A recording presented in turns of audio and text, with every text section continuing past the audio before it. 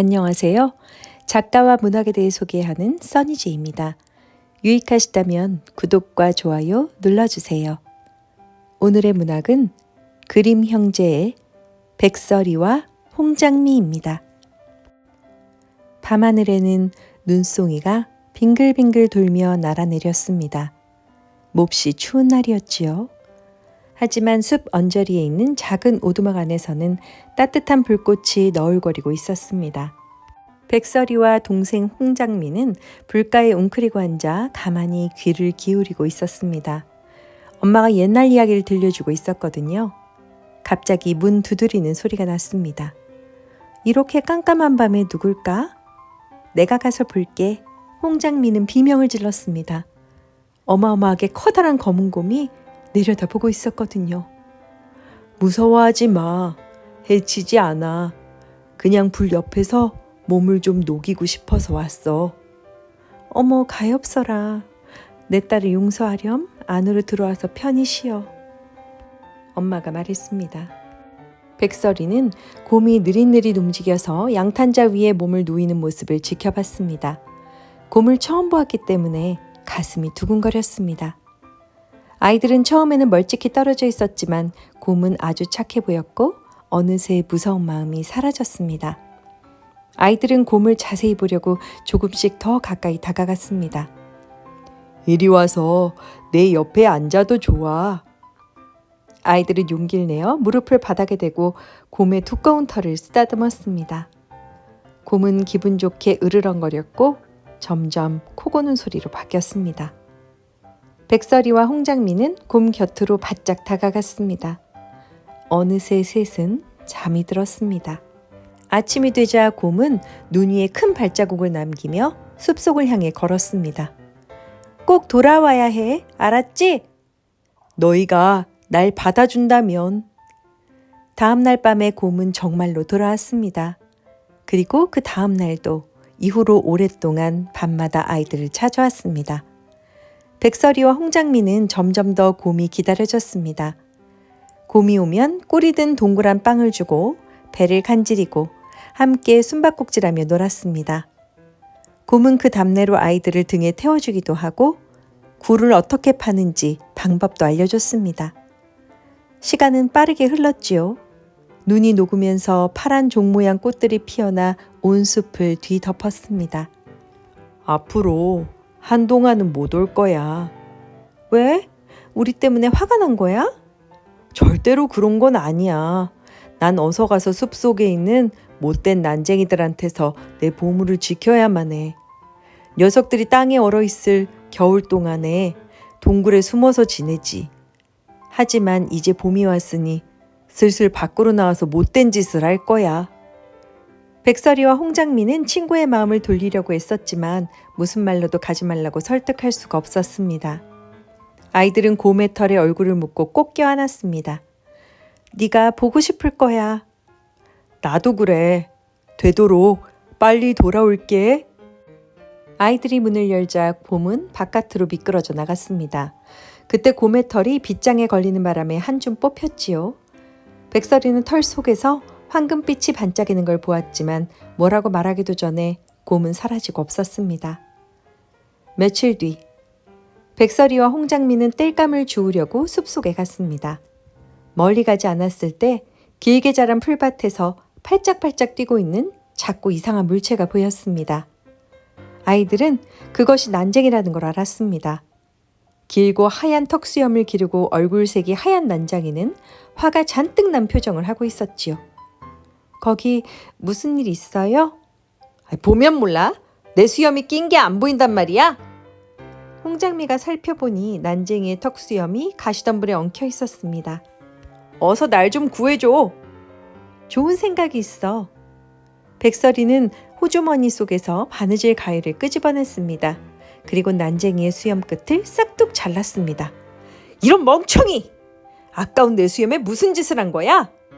백설이가 답하기도 전에 난쟁이는 덤불 밑으로 종종 걸어가서 바쁘게 움직였습니다. 그리고는 금이 든 자루를 끌어내 어깨에 둘러맸지요.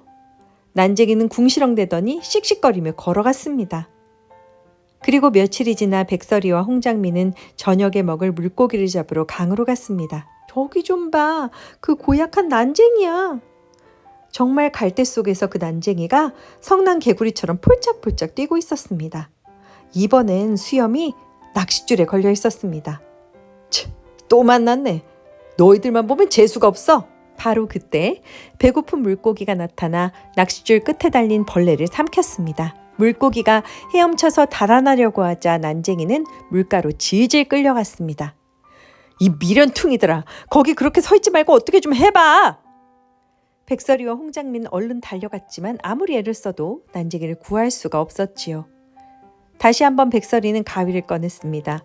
그리고 단호하게 난쟁이의 수염을 싹둑 잘랐습니다. 대체 이게 무슨 짓이야? 난쟁이는 갈대 속에서 진주가 든 가방을 꺼내더니 자박자박 걸어가 버렸습니다. 몇 주 후 백설이와 홍장미는 마을에 가는 길에 들판 위를 낮게 날고 있는 독수리를 보았지요. 독수리는 허공을 빙글빙글 맴돌고 있었습니다. 갑자기 울타리 나무 뒤쪽으로 쏜살같이 내려가더니 비명소리가 들렸습니다. 놔! 또 그 난쟁이였습니다. 독수리가 발톱으로 난쟁이를 꽉 움켜쥐고 날아가던 중이었지요. 놔줘! 홍장미가 용감히 외쳤습니다. 하지만 독수리는 들은 척도 하지 않았지요. 독수리는 커다란 날개를 퍼덕이면서 난쟁이를 땅에서 들어 올리려고 했고, 홍장미는 재빨리 난쟁이의 겉옷을 움켜쥐고 백설인 홍장미의 허리춤을 붙들었습니다. 독수리가 난쟁이를 한쪽으로 잡아당기면 아이들이 반대쪽으로 난쟁이는 오락가락 끌려다녔습니다. 한바탕 줄다리기가 끝나자 독수리는 마침내 발톱을 벌렸고 난쟁이는 땅에 곤두박질 쳤습니다. 내 옷 꼴 좀 봐. 조금 더 조심했어야지. 난쟁이는 투덜거리더니 산울타리 밑에서 보석이 든 가방을 끄집어내서 총총 사라져버렸습니다. 백설이와 홍장미는 마주보며 어깨를 으쓱했습니다. 늘 심통만 부리는 사람들도 있기는 하지. 그날 늦은 오후였습니다. 아이들은 집으로 돌아가던 길에 난쟁이를 또 만났습니다. 이번엔 난쟁이가 몸을 웅크리고 앉아 바닥에 있는 무언가를 세고 있었습니다. 난쟁이는 세고 있는 물건을 얼른 감추려고 했지만 이미 늦어버렸습니다. 아이들은 깜짝 놀라 걸음을 멈췄습니다.